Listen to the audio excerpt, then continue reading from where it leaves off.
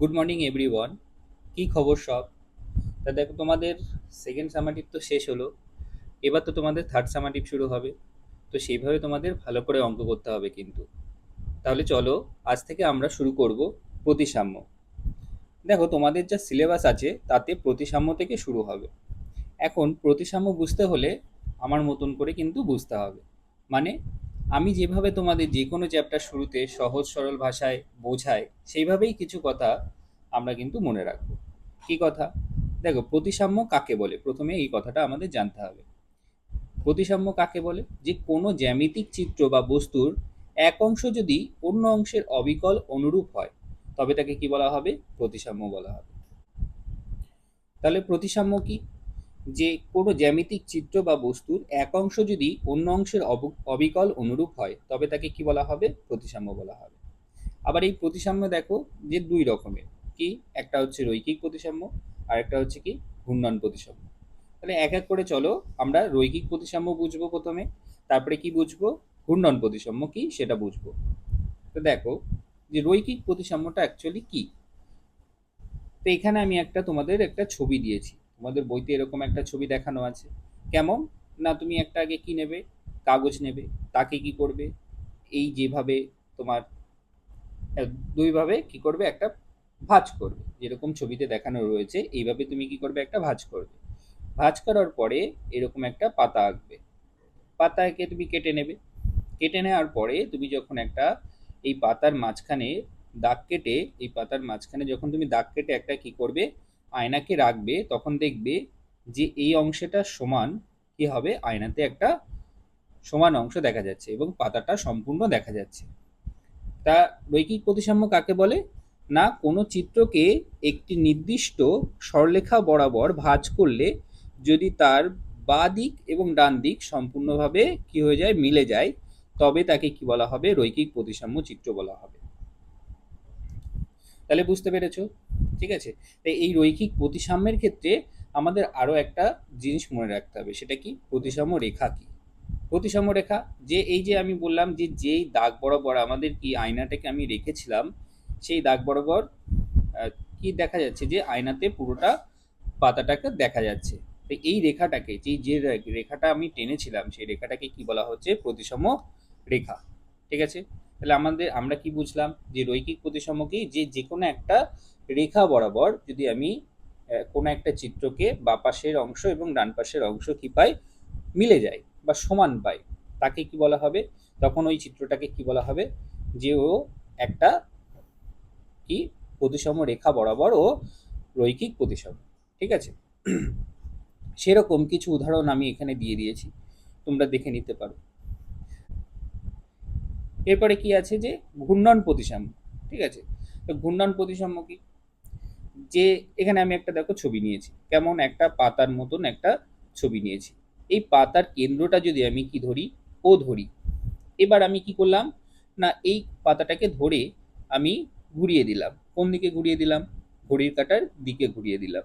তাহলে যখনই আমি ঘুরিয়ে দেব, তখন কি হবে? এই এ বিন্দুটা কোথায় চলে আসবে? এই মাথায় চলে আসবে। ঠিক আছে। তো দেখো, আগের যে ছবিটা ছিল সেই ছবিটার মতনই কিন্তু কি হয়েছে, দ্বিতীয় ছবিটা হয়েছে।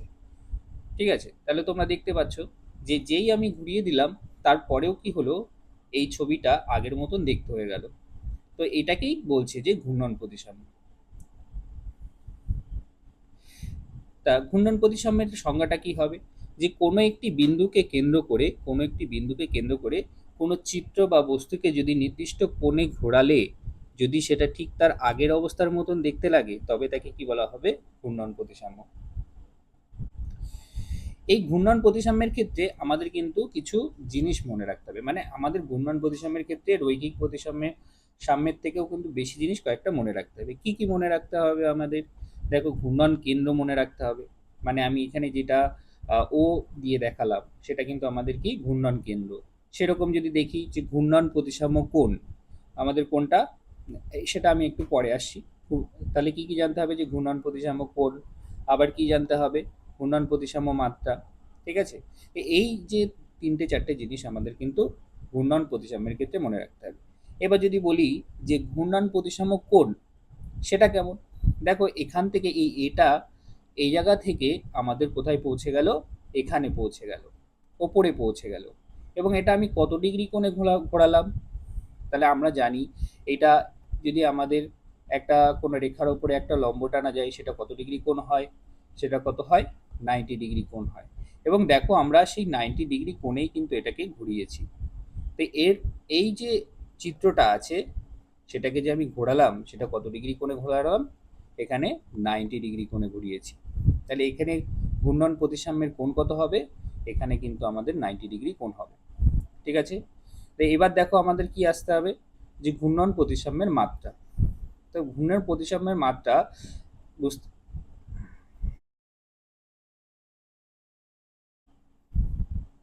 তাহলে এবার কি আসতে হবে, আমাদের ঘূর্ণন প্রতিসাম্যের মাত্রা। ঘূর্ণন প্রতিসাম্যের মাত্রা কি, মানে এই দেখো এটা এই চিত্রটাকে, এই চিত্রটা দিয়েই আমি বোঝাচ্ছি। দেখো যে এই এ যে পয়েন্টটা আছে বা এই যে এ পাতাটা আছে, এই পাতাটাকে আমি একবার ঘোরালাম, আবার যদি আমি আরেকবার ঘোরাই সেটা কোথায় পৌঁছাবে, এই বি স্থানে পৌঁছাবে। আবার যদি আমি আরেকবার ঘোরাই তাহলে এটা কোথায় পৌঁছাবে, সি স্থানে পৌঁছাবে। আবার যদি আরেকবার ঘোরাই কোথায় পৌঁছাবে, সেটা ডি স্থানে পৌঁছাবে। এইভাবে কবার আমি করতে পারছি একটা পুরো পূর্ণ ঘূর্ণনে, তাহলে করতে পারছি কটা, 4বার আমি কিন্তু এখানে ঘূর্ণন করতে পারছি। মানে আমাদের যদি জ্যামিতিক যদি কোণ দেখি তাহলে আমরা কত পাই, একটা সম্পূর্ণ বৃত্তর কোণ কত হয়, 360 ডিগ্রি হয়। তাহলে আমাদের দেখতে হবে 360 ডিগ্রি বা 360 ডিগ্রি কোণের মধ্যে আমার এই চিত্রটা কতবার আমি ঘোরাতে পারছি এবং সেই একই ছবির মতন পাচ্ছি কিনা। তো সেইটা যদি আমি পেয়ে যাই তাহলে সেটা হবে কি তার মাত্রা, মানে কতবার আমি সেই ঘুরিয়ে আমি ছবির মতন পেলাম। তাহলে এখানে দেখো আমরা কতবার পেয়েছি, 4 পেয়েছি। তাই এর মাত্রা কত হবে, এই ছবিটার মাত্রা হবে কত, ঘূর্ণন প্রতিসাম্যের মাত্রা হবে 4। ঠিক, তাহলে এর এই যে কোণ এবং মাত্রার মধ্যে একটা সম্পর্ক আমরা বুঝতে পারছি। দেখো এখানে সম্পর্কটা কিন্তু লিখে দিয়েছি, যে কোণ এবং তোমার মাত্রার মধ্যে সম্পর্ক হচ্ছে যে প্রতিসাম্য কোণ, প্রতিসাম্য কোণ সেটা সমান সমান হবে কি 360 degree by 360 degree by n ভাগ এন। মানে এনটা এখানে আবার কি, এনটা হচ্ছে মাত্রা, এন সমান সমান এখানে আমাদের কি মাত্রা। ঠিক আছে, এইটা কিন্তু আমাদের সম্পর্ক, মাত্রা এবং কোণের মধ্যে সম্পর্ক। তাহলে আমি প্রথমে কি শেখালাম, দেখো রৈখিক প্রতিসাম্য, তারপরে কি, তারপরে কি জানলাম আমরা, যে ঘূর্ণন প্রতিসাম্য। তাহলে রৈখিক প্রতিসাম্যের ক্ষেত্রে কি কি মনে রাখতে হবে, রৈখিক প্রতিসাম্য কাকে বলে এবং রৈখিক প্রতিসাম্য রেখা সেটা কি। আর ঘূর্ণন প্রতিসাম্যের ক্ষেত্রে কি কি মনে রাখতে হবে, যে ঘূর্ণন প্রতিসাম্য কাকে বলে, ঘূর্ণন কেন্দ্র মনে রাখতে হবে, ঘূর্ণন প্রতিসাম্য কোণ মনে রাখতে হবে, আর ঘূর্ণন প্রতিসাম্যের মাত্রা মনে রাখতে হবে। এবং এবং তাদের মধ্যে কি রাখতে হবে, যে সম্পর্কটাও মনে রাখতে হবে, যে কোণ, যে ঘূর্ণন প্রতিসাম্য কোণ সমান সমান কি হবে 360 ডিগ্রি বাই এন বা 360 ডিগ্রি বাই এন। এবার এনটা আবার কি, এনটা হচ্ছে আমাদের মাত্রা, ঘূর্ণন প্রতিসাম্য মাত্রা। এবার আসো তোমাদের বইতে কি আছে সেইগুলো আমরা এক এক করে দেখে নিই। দেখো প্রতিসাম্যের যদি আমি চ্যাপ্টারটা প্রথমেই শুরু করি, তো প্রতিসাম্যের এরকম আছে এবং আমি এখানে আর একবার দেখিয়ে দিয়েছি ছবিটা কেমন হয়। ঠিক আছে, তাহলে প্রতিসাম্য রেখা কোনটাকে বলবো, এই যে মাঝখানের যে রেখাটা সেটাকে কি বলবো আমরা, প্রতিসাম্য রেখা। ঠিক আছে, এইবার দেখো তোমাদের কিছু ছবি দেওয়া আছে, যেমন এখানে কি দিয়েছে, একটা গাড়ির ছবি দিয়েছে। এই গাড়ির ছবিটা যদি আমি এই মাঝখান থেকে একটা দাগ টেনে দিই তাহলে দেখো যে এই পাশটাও সেম হচ্ছে, আবার এই পাশটাও কি হচ্ছে, একই হচ্ছে। তাহলে এক্ষেত্রে এটা কি হবে, এটা রৈখিক প্রতিসাম্য হবে। তেমনি ভাবে কি হবে, পাতাটাও দেখো রৈখিক প্রতিসাম্য, ঘরটাও কি রৈখিক প্রতিসাম্য। কার সাপেক্ষে, এই যে আমাদের প্রতিসাম্য রেখা তার সাপেক্ষে কি হচ্ছে, এটা এইটা আমাদের কি প্রতিসাম্য রেখা, তার সাপেক্ষে কি হচ্ছে, এটা রৈখিক প্রতিসাম্য হচ্ছে। ঠিক আছে, সেভাবে আমি তোমাদের এই ছবিগুলোকে দেখিয়ে দিয়েছি, তোমরা একটু দেখে নাও। তারপরে দেখো কিছু নিচে দেওয়া আছে ছবি, কেমন ছবি, আমাদের এইগুলো কি দেওয়া আছে, জ্যামিতিক চিত্র দেওয়া আছে। একটা দিয়েছে সমবাহু দিয়েছে, ঠিক আছে, তারপরে কি দিয়েছে, সমদ্বিবাহু ত্রিভুজ দিয়েছে, তারপরে কি দিয়েছে, বিষমবাহু ত্রিভুজ দিয়েছে, সমকোণী সমদ্বিবাহু ত্রিভুজ দিয়েছে এবং স্থূলকোণী সমদ্বিবাহু ত্রিভুজ দিয়েছে। তা দেখো প্রথমে যদি আমি সমবাহু ত্রিভুজ দেখি। সমবাহু ত্রিভুজের ক্ষেত্রে আমি এখানে ছবিটা এঁকেই রেখেছি। এই যে রেখাটা দেখো, একটা শীর্ষবিন্দু থেকে যদি আমি কি করি, মধ্যমা টানি। আচ্ছা, তোমরা মধ্যমা নিশ্চয়ই জানো, মধ্যমা কেমন হয়, তাও আমি আরেকবার বলে দিচ্ছি। কোনো একটা ত্রিভুজ যদি আঁকি, ত্রিভুজের যে কোনো একটা শীর্ষবিন্দু, তার থেকে বিপরীত বাহুর মধ্যবিন্দু তাদের সংযোগকে কি বলা হচ্ছে, মধ্যমা বলা হচ্ছে। তাহলে মনে থাকবে তোমাদের মধ্যমা কি। ঠিক আছে। আর যে এই যে আমি এটা পেলাম, যে তিনটে পয়েন্ট, যে তিনটে বিন্দু, ত্রিভুজের যে শেষের যে তিনটে বিন্দু, এগুলোকে কি বলা হচ্ছে, শীর্ষবিন্দু। এগুলোকে কি বলা হচ্ছে, শীর্ষবিন্দু। এই জিনিসগুলো কিন্তু আমাদের মনে রাখতে হবে। তারপরে যদি আমি আরেকটুখানি বলি, যে কোনো একটা আয়তক্ষেত্র বা বর্গক্ষেত্র, ঠিক আছে, আমি একটু ছবিটা এঁকে নিই। দেখো, আচ্ছা, ছবি এখানেই আঁকা আছে। যদি কোনো একটা বর্গক্ষেত্র হয়, তার যদি কি হয়, যে বিপরীত শীর্ষবিন্দুগুলো যোগ করে দিই, তাহলে যে রেখাগুলো পাচ্ছি সেগুলোকে এক একটাকে কি বলা হয়, কর্ণ বলা হয়। এটা তো তোমরা নিশ্চয়ই জানো। তাহলে এইগুলোকে কি বলা হয়, কর্ণ বলা হয়। তাও আমি আরেকবার তোমাদেরকে বলে দিলাম। ঠিক আছে। আর এই যে বিন্দুটা হচ্ছে, এটাকে কি বলা হচ্ছে, কর্ণদ্বয়ের ছেদবিন্দু। তাই এবার আমাদের অঙ্কগুলোতে চলে আসো। বলছে এখানে আমাদের কি কি দেখতে হবে, যে প্রতিসম রেখা খুঁজতে বলেছে। এক্ষেত্রে তাহলে সমবাহু ত্রিভুজের ক্ষেত্রে কটা হবে প্রতিসম রেখা? এখানে দেখো, 1, 2, 3। তাহলে তিনটে হচ্ছে আমাদের। কার ক্ষেত্রে? সমবাহু ত্রিভুজের ক্ষেত্রে প্রতিসম রেখা কটা হচ্ছে? তিনটে হচ্ছে। ঠিক আছে, এগুলো কিন্তু মনে রাখবে। আচ্ছা, তারপরে কি, সমদ্বিবাহু ত্রিভুজের ক্ষেত্রে এখানে কটা হচ্ছে প্রতিসম রেখা? একটা হচ্ছে। বিষমবাহু ত্রিভুজের ক্ষেত্রে এবার দেখো, তোমরা বিষমবাহু ত্রিভুজটাকে মনে মনে কল্পনা করো। তাহলে ওটাকে যদি আমি যে কোনো জায়গা থেকে এইভাবে যদি আমি দাগ কাটি, বা এইভাবে যদি দাগ কাটি, ঠিক আছে, সেটাকে যদি এবার ভাঁজ করে দিই, তাহলে সেটা কি মিলে যাবে? অন্যের অংশের সঙ্গে মিলে যাবে? মিলবে না। তাহলে এর কি প্রতিসম রেখা আছে? নেই। তাহলে এর কিন্তু কিন্তু রৈখিক প্রতিসম রেখা কোনোটাই পাওয়া যাবে না। কার ক্ষেত্রে? বিষমবাহু ত্রিভুজের ক্ষেত্রে কিন্তু কোনো রৈখিক প্রতিসম নেই। ঠিক আছে। তারপরে দেখো, বলছে যে সমকোণী সমদ্বিবাহু ত্রিভুজ। সমকোণী সমদ্বিবাহু ত্রিভুজ মানে কি? মানে এই যে এই ত্রিভুজটা যদি কি হয়, সমকোণী সমদ্বিবাহু ত্রিভুজ হয়, তার কি হবে, একটা কোণ কি হবে, সমকোণ হবে। আর আর কি হবে, তার দুই পাশের বাহু দুটো কি হবে, সমান হবে। তাহলে সমকোণী সমদ্বিবাহু ত্রিভুজ এটা। এবং দেখো, আমাদের যদি এই সমকোণ থেকে যদি আমি একটা প্রতিসম রেখা টানি, তাহলে কি হবে, এটা ভাঁজ করলে দেখো মিলে যাচ্ছে। তাহলে এর কি হবে, প্রতিসম রেখা কটা হবে, একটা হবে। ঠিক। তাহলে এবার যদি স্থূলকোণী সমদ্বিবাহু ত্রিভুজে আসি, তাহলে স্থূলকোণী মানে কি, যেটা কিনা 90 ডিগ্রি থেকে বেশি, তাই তো। তার যে কোনো একটা ত্রিভুজের যে কোনো একটা কোণের মান কি হতে হবে, 90 ডিগ্রি থেকে বেশি। তাহলে সে তাদেরকে কি বলা হবে, স্থূলকোণী ত্রিভুজ বলা হবে। তো এখানে দেখো, এই ত্রিভুজটার ক্ষেত্রে এই কোণটা আমাদের কি আছে, 90 ডিগ্রির বেশি কোণ আছে। এবার এই ত্রিভুজটার ক্ষেত্রে বলেছে স্থূলকোণী সমদ্বিবাহু ত্রিভুজ, মানে এই বাহুটাও সমান, আবার কি বলেছে, এই বাহুটাও সমান। অনেকটা এরকম আগেরটার মতন হয়ে গেল। তো এইটার যদি আমি এই মাঝ বরাবর কি করে দিই, একটা প্রতিসম রেখা টেনে দিই, তাহলে কি হবে, এটা পরস্পর মিলে যাবে, মানে রৈখিক প্রতিসম হবে। তাহলে এই ক্ষেত্রে রৈখিক প্রতিসম কটা? একটা। ঠিক আছে। আচ্ছা, এরপরে দেখো কি কি অঙ্ক আছে সেগুলো আমরা দেখে নিই। আমরা এবার আস্তে আস্তে বাকি অঙ্কগুলো করে নেব। দেখো, আমাদের কোষে দেখি 18.1-এ চলে এলো। এখানে কিছু অঙ্ক দেওয়া ছিল, আমি নিজে থেকে কিছু তোমাদের যেগুলো দরকার সেগুলো কয়েকটার দিয়ে দিয়েছি। জ্যামিতিক চিত্র, যেমন সমবাহু ত্রিভুজ দিয়ে দিয়েছি, বর্গক্ষেত্রের ক্ষেত্রে দিয়ে দিয়েছি, সুষম পঞ্চভুজের ক্ষেত্রে দিয়ে দিয়েছি, সুষম ষড়ভুজের ক্ষেত্রে দিয়ে দিয়েছি, বৃত্তের ক্ষেত্রে দিয়ে দিয়েছি। এইগুলো কিন্তু তোমাদের মনে রাখতে হবে, যে রৈখিক প্রতিসম কটা, প্রতিসম রেখা আমি কটা পাচ্ছি।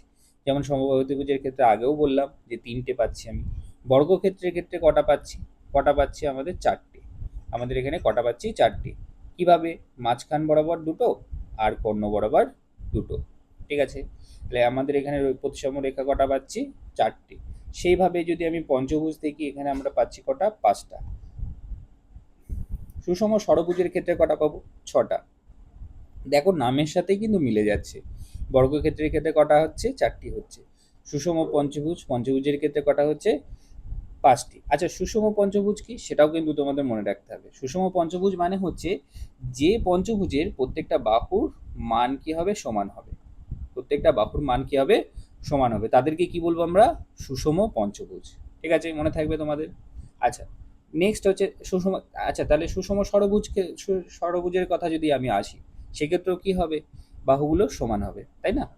আচ্ছা, এরপরে বৃত্ত দেখো, বৃত্তর ক্ষেত্রে কি আছে, উম, আমাদের এখানে কি হবে যে, মানে যে কোনো রেখা যদি আমি টানি কি হবে, প্রতিসম হবে। কেন, তুমি প্রশ্ন করতে পারো আমাকে যে এটা তাহলে এর প্রতিসম রেখা কটা হবে? এর কিন্তু অসংখ্য হবে প্রতিসম রেখা। মানে তুমি যেখান থেকেই টানো না কেন, দেখো বৃত্তকে তুমি যদি যেখানে থেকেই টানো না, প্রতিসম রেখা টানো, তার কি হবে, একটা পার্টের সঙ্গে আরেকটা পার্ট মিলে যাবে, মানে একটা অংশের সঙ্গে আরেকটা অংশ মিলে যাবে। তো বৃত্তের ক্ষেত্রে কি হবে, প্রতিসম রেখা অসংখ্য হবে। ঠিক আছে, তাহলে আমাদের এই রৈখিক প্রতিসমের ক্ষেত্রে কিন্তু এই এতগুলো কিন্তু উদাহরণ আমাদের মনে রাখতে হবে। আর এইগুলোই কিন্তু আমাদের পরীক্ষাতে দেবে যে প্রতিসম রেখা কটি, আহ, এটা কি রৈখিক প্রতিসম না প্রতিসম না, এরকম কিন্তু দেবে। আচ্ছা, এরপরে আমাদের কি আসবে দেখো, ঘূর্ণন প্রতিসমের ক্ষেত্রে আরও কিছু কয়েকটা উদাহরণ আছে, তোমরা দেখে নাও। যে সমদ্বিবাহুর ক্ষেত্রে কটা হচ্ছে প্রতিসম রেখা, আমাদের হচ্ছে একটি। ঠিক আছে, সামান্তরিকের ক্ষেত্রে, সামান্তরিকের ক্ষেত্রে কিন্তু আমরা প্রতিসম, রৈখিক প্রতিসম কিন্তু হবে না সামান্তরিক। এটাও একটা ভালো উদাহরণ, মনে রাখতে হবে। বিষমবাহু মনে রাখতে হবে। আচ্ছা, বর্গক্ষেত্রের ক্ষেত্রে মনে রাখতে হবে, রম্বসের ক্ষেত্রে মনে রাখতে হবে, রম্বসের ক্ষেত্রে কটি, দুটি। ঠিক আছে, সমদ্বিবাহু ট্রাপিজিয়াম। আচ্ছা, সমদ্বিবাহু ট্রাপিজিয়াম কি সেটা একটু বলে দিই। সমদ্বিবাহু ট্রাপিজিয়াম হচ্ছে যে, যাদের এই এই যে তির্যক বাহু, এই দুটো বাহু যখন সমান হবে, তখন তাকে কি বলা হবে, সমদ্বিবাহু ট্রাপিজিয়াম। ঠিক আছে, মনে থাকবে। তাহলে এদের প্রতিসমগুলো কিন্তু আমাদের মনে রাখতে হবে। আচ্ছা, এখানে তোমাদের বইতে এই ঘূর্ণন প্রতিসাম্য, তারপরে ঘূর্ণন কেন্দ্র, তারপরে ঘূর্ণন প্রতিসাম্য কোণ, এগুলো সম্পর্কে একটু বলে দেওয়া আছে, তোমরা একটু এইগুলো দেখবে। আমি প্রথমেই বলে নিয়েছি, আমার যে সংজ্ঞাগুলো আছে সেগুলো তোমরা লিখে নিতে পারো, অথবা এই বই থেকেও কিন্তু তুমি দেখে নিতে পারো। আচ্ছা, তারপরে দেখো, দেখো এখানে কয়েকটা উদাহরণ দিয়েছে, যেমন এই ছবিটার উদাহরণ আমি তোমাদের দেখিয়ে দিয়েছি। আমি কি বলেছিলাম যে এই মাঝখানে যে এটা কি, ঘূর্ণন প্রতিসাম্য কোণ বা কেন্দ্র, কোণ বলছি কেন, সরি, এটা কি হবে, কেন্দ্র। তারপর এটা কি হবে, ঘূর্ণন প্রতিসাম্য কোণ কটা, মানে কত ডিগ্রি কোণে আমি ঘোরালাম, 90 ডিগ্রি কোণে ঘুরিয়েছি, এবং তাই সেই সম্পর্ক থেকে আমরা কি পাচ্ছি, ঘূর্ণন প্রতিসাম্যের মাত্রা পাচ্ছি। আচ্ছা, ফ্যানের ক্ষেত্রে যদি হয়, ফ্যানের ক্ষেত্রে কটা আছে ব্লেড, একটা, দুটো, তিনটে ব্লেড আছে। তো এইটা মনে রাখবে। তা এটা আগে আমাদের কি করতে হবে, এখান থেকে কি বের করতে হবে, যদি এরকম দেওয়া থাকে যে আমি জানছি না যে কত ডিগ্রি কোণে ঘোরালে এটা কি হবে, প্রতিসম হবে, তাহলে আমাকে দেখতে হবে যে কতবার সে প্রতিসম হচ্ছে। আমি যদি ঘুরিয়ে দেখি, তাহলে এখানে কটা ব্লেড আছে, তাহলে কটা মাথা আছে সেটাকে কাউন্ট করো। মাথা আছে কটা, তিনটে, তাই না? তিনটে মাথা আছে, তাহলে আমি তিনবার ঘোরালে আমি কি পাবো, তিনবার প্রতিসম পাবো। ঠিক আছে, এইটা কিন্তু আগে মাথায় রাখতে হবে, এটা বের করার নিয়ম।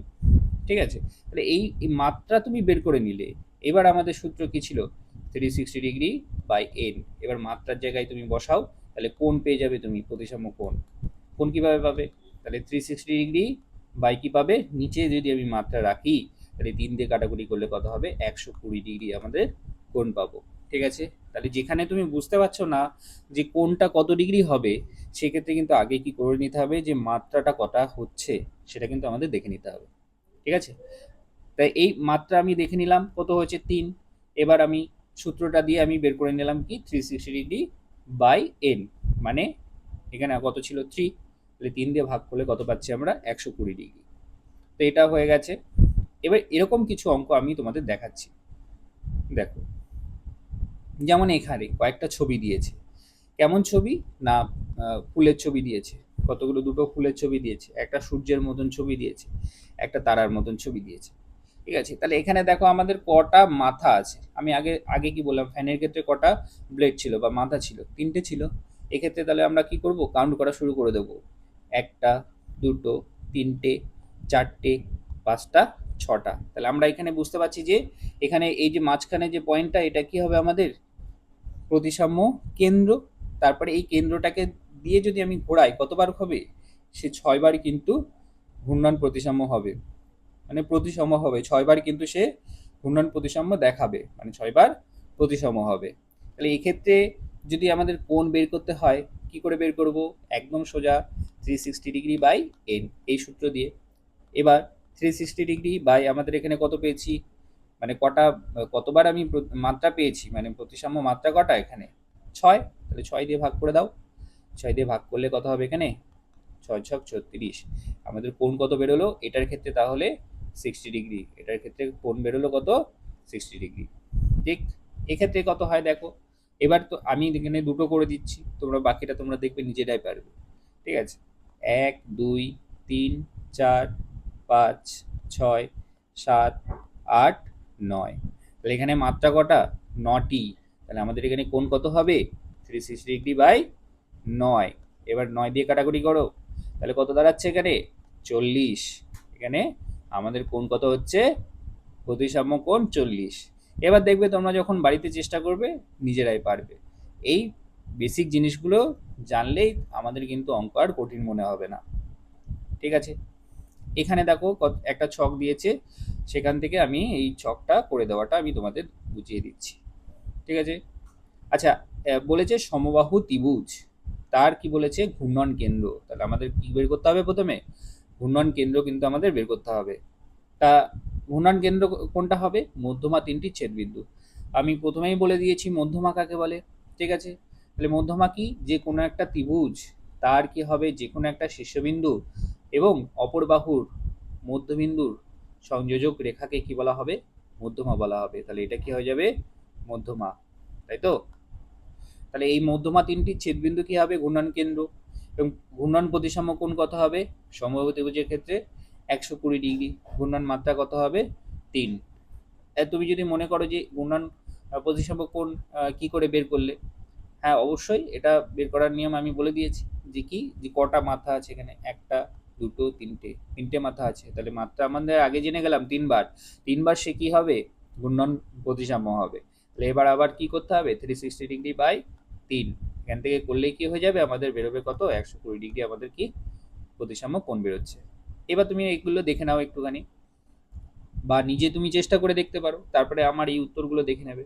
যেমন বর্গক্ষেত্র, বর্গক্ষেত্রের ক্ষেত্রে কি বলছে? এই কর্ণদ্বয়ের ছেদবিন্দু কি হবে? ঘূর্ণন প্রতিসাম্য কেন্দ্র হবে। কোণ কত হবে? 90 ডিগ্রি। মাত্রা কত হবে? 4। ঠিক আছে, আয়তক্ষেত্রের কি হবে? কর্ণদ্বয়ের ছেদবিন্দু একই রকম, কতবার হবে? 180 ডিগ্রি। আমি এটা আরেকটু বলি। দেখো, আয়তক্ষেত্রকে যদি আমি মানে একবার 90 ডিগ্রিতে ঘোরাই, ওটা কি প্রতিসাম্য হবে? হবে না। কেন হবে না? ওটা লম্বা বর্গক্ষেত্রের মতন হয়ে যাবে, একটা আইসক্রিমের মতন হয়ে যাবে। ঠিক আছে, কিন্তু আগের আগের যে আয়তক্ষেত্রটা ছিল তার সাথে কিন্তু মিলবে না। তারপরে যদি আমি আবার ঘোরাই, তাহলে কি হবে? সেটা কিন্তু আগের মতন হয়ে যাবে। তাই দেখো আমাদের কোণ পাচ্ছি কত? ঘূর্ণন প্রতিসাম্য কোণ আমরা পাচ্ছি কিন্তু 180 ডিগ্রি। ঠিক আছে, তাই এখানে ঘূর্ণন প্রতিসাম্য কোণ 180 ডিগ্রি, এবং মাত্রা আমরা ওই সূত্র থেকেই পেয়ে যাই। কতবার ঘোরালে? একবার পুরো 180 ডিগ্রি ঘুরিয়ে দিলে আবার 180 ডিগ্রি, মানে টোটাল 360 ডিগ্রিতে দুবার ঘুরবে। তাই মাত্রা কত হবে? 2। এইভাবে যদি দেখি ট্রাপিজিয়ামের কি আছে? এর কি ঘূর্ণন প্রতিসাম্য আছে? নেই, এর ঘূর্ণন প্রতিসাম্য নেই। ঠিক আছে, তাহলে এর কি হবে? একবারই কিন্তু হবে। মানে যদি আমি 360 ডিগ্রির মধ্যে, 360 ডিগ্রির মধ্যে যদি আমি একবারই ঘোরাই, তাহলে এটাকে আমি বলতে পারি কি, এর মাত্রা কি হবে? ঘূর্ণন প্রতিসাম্য মাত্রা 1 হবে। ঠিক আছে, প্রযোজ্য নয় না লিখে এখানে লিখতে পারো তুমি, কি লিখতে পারো? যে 360 ডিগ্রি কত? 360 ডিগ্রি। ঠিক আছে, এইটার কি হবে? এর কর্ণদ্বয়ের ছেদবিন্দু বলে দিতে পারো তুমি, যদি তুমি 360 ডিগ্রি ধরো, একটা মাত্রা ধরো। ঠিক আছে, এইভাবে কিন্তু হবে। আচ্ছা, সামান্তরিকের কি হবে? কর্ণদ্বয়ের ছেদবিন্দু 180 ডিগ্রি এবং মাত্রা হবে কত? 2। আচ্ছা, তারপরে তোমার রম্বসের ক্ষেত্রে কর্ণদ্বয়ের ছেদবিন্দু কটা হবে? মাত্রা হবে 5।